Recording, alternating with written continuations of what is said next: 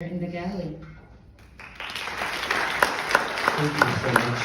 So I'm very excited to be here. It's my first time at the JNF conference. I live in Kibbutz Kfar Galilee. I'm right next to Kiryat Shmona, 500 meters from the border. And from our perspective, and it's truly amazing to see the Jewish community in the US taking care not only my future, but my children's future, from a medical perspective, from job opportunities perspective, and it's truly amazing. And first of all, thank you for all the effort that you invested in this one. So, as most of my generation after the army, you are moving to Tel Aviv, right? 6 years ago, I came back to the Galilee as part of an initiative led by JNF-USA and Margalit Startup City, and we're dealing with one of the biggest barriers in the rural area. A lot of people think that Israel is a startup nation, but no, we are not a startup nation, because each hour that you're driving from Tel Aviv to the south or to the north, you can see that the annual income is decreasing. And this is the reason why a lot of people leaving our area and going to Tel Aviv. We decided to establish a new center of excellence in the Galilee, focusing on agri-tech, on agriculture, food, and innovation. And in one word, FoodTech. In two words, FoodTech and agrotech. FoodTech is a category that changed one of the biggest markets worldwide, the food market, $11 trillion market, and it's a new category in the high-tech world that's born in a perfect storm. Because from one side, the agriculture must find new way to grow more on less land. From the other side, the food corporates need to change dramatically the ingredient inside. We connect all the local players in the region and wrote a plan. We involved everyone together, the academy, the industry, the municipalities, the philanthropy, the government, and surprisingly, the government adopted the plan that we wrote and create a budget of more than $140 million to transform the Galilee to a new center of excellence focusing on food tech and ag tech. This picture was a vision 6 years ago. Some of you were part of the vision 6 years ago. This is the city of Kiryat Shmona. What you cannot see is another 36 kibbutzim, 12 moshavim, and 6 Druze village in the Golan Heights. All of them connect in some level to this FoodTech initiative. And you can see that there is a FoodTech incubator, there is a FoodTech park, the Migal Research Institute is really amazing. More than 200 researchers in the field of food, agriculture, environment, nutrition, and more. And the Tel Chai College that now has 6,000 people and will be 20,000 people in 3 to 4 years. After we built this thriving ecosystem, we saw two things. First, for the first time, we created a regional story that everyone can be part of it. Not only the kibbutzim or not only Kiryat Shmona. So we create one language for everyone. And second, after we built this really thriving ecosystem, we saw the rise of dozens of startups in the field of food tech and ag tech. Actually, in 30 miles radius, we have more than 187 startups, 75% of them in the field of food tech and ag tech. After we achieve this one, thank you. After we achieve this one, we move to our next challenge. And the next challenge is how in a decentralized area like the Galilee, you create an iconic physical place that could be a platform for each one of these startups. This is why we choose the most ugliest building in Kiryat Shmona, right in the center of the city, in the beginning of 2021, and in 7 months transform it to the northmost innovation center in Israel. Thank you. Focusing on food tech, ag tech, but much more than this.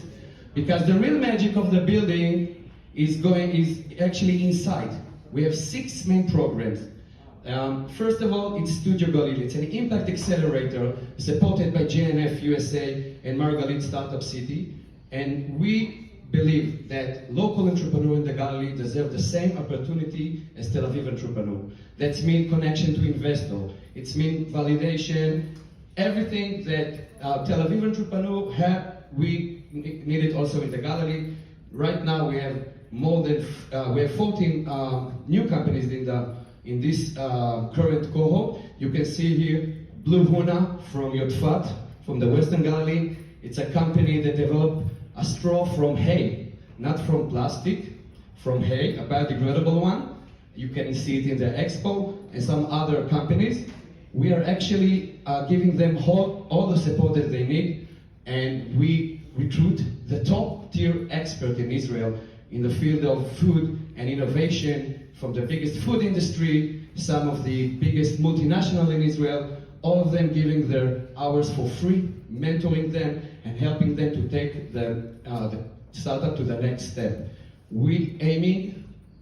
Our goal, is that these startups will raise money, because when they raise money, they're creating high salary jobs. So we are focusing on this specific goal, how we can create high salary job. Because if I want my friends to come back to the Galilee, we need to offer an attractive offering by job and much more than this. This is some of the companies, and I'm just going to tell you something. This was not planned, but BioBetter, the company is just above, just one hour ago. They just announced in Israel that in the national FoodTech contest, they won the first prize from 100 startups in the field of FoodTech. There is a startup from Kiryat Shmona that won the first prize, and it's really a great honor, and you are part of this big success. So, and with all the respect to startups, startup touching only 7% of the population.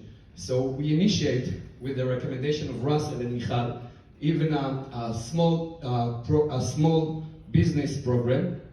More than 300 small business participate in this program. On a monthly basis, we are bringing top lecture from Israel, financing, storytelling, business development, because we believe that everyone's supposed to be part of this story, not only the tech persons. This one is one of the most exciting one. We identify, as you know, the high-tech in Israel is a very male-dominated sector. So we create Galilee Ladies, the first Galilean entrepreneurship community. More than 800 female entrepreneurs participate in the program, and thank you.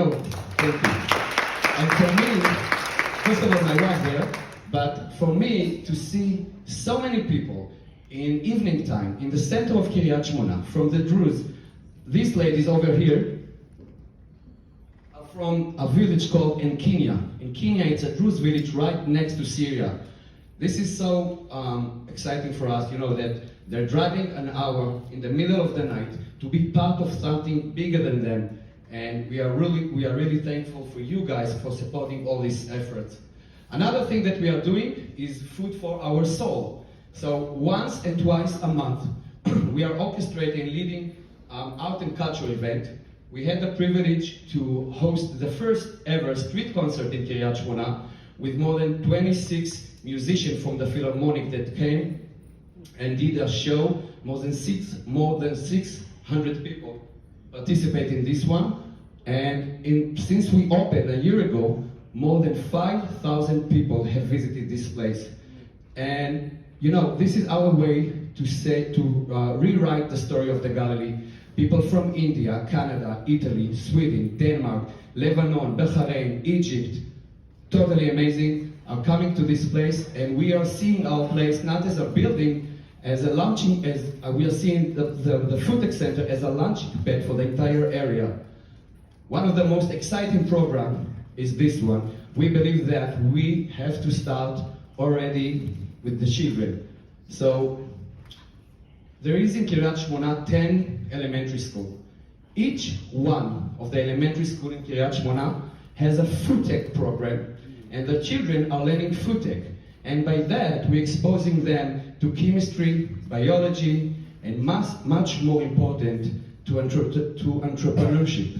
And this is really mind-blowing, because when you see a 10 years boy teaching about FoodTech, you see that you make a change. And we are, again, really privileged to have your support to do all this together.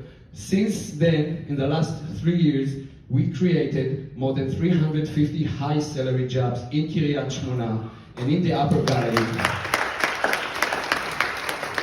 46 startups that started as an idea became companies that raised more than $39 million, and of course 520 new families arrived to our area, and this is exactly the goal of this initiative. And I really want to thank you guys, because now for the housing fund there is a new challenge.